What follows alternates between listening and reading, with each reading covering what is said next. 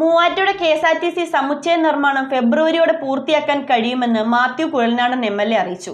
KSRTC bus station കെട്ടിട സമുച്ചയത്തിന്റെ നിർമ്മാണ പുരോഗതി വിലയിരുത്തുന്നതിനായി MLA വിളിച്ചു ചേർത്ത യോഗത്തിലാണ് തീരുമാനമുണ്ടായത്.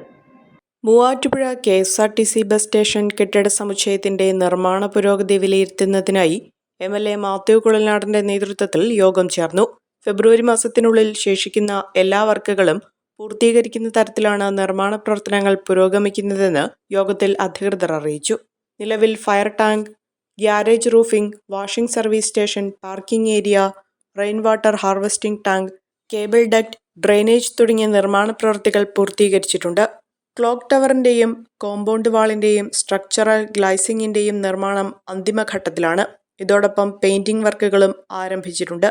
പുതിയ കെട്ടിടത്തിന്റെയും പഴയ കെട്ടിടത്തിന്റെയും ഇലക്ട്രിഫിക്കേഷൻ പ്രവർത്തനങ്ങൾ, ടോയ്ലറ്റുകൾ തുറക്കുന്നതിനാവശ്യമായ STP വർക്കുകൾ, ഫയർ ഫൈറ്റിംഗ് സിസ്റ്റത്തിനാവശ്യമായ ക്രമീകരണങ്ങൾ എന്നിവയുമായി ബന്ധപ്പെട്ട സംയുക്ത സ്ഥല പരിശോധനയും ഇന്നലെ നടന്നു. വർഷങ്ങളായി പൂർത്തിയാകാതെ കിടന്നിരുന്ന മൂവാറ്റുപുഴ KSRTC ഡിപ്പോ നവീകരണം 2023-24 വർഷത്തെ MLAയുടെ ആസ്തി വികസന ഫണ്ടിൽ നിന്ന് 4.25 കോടി രൂപ ചെലവഴിച്ചാണ് നടപ്പാക്കുന്നത്. പദ്ധതിയുടെ ഭാഗമായി station master room, information area, വനിതാ പുരുഷ ജീവനക്കാർക്ക് പ്രത്യേക വിശ്രമ മുറികൾ, യാത്രികർക്കുള്ള ആധുനിക കാത്തിരിപ്പ് കേന്ദ്രം, ശുചിമുറികൾ, വാഷ് ഏരിയ എന്നിവയും ഉൾപ്പെടുത്തിയിട്ടുണ്ട്.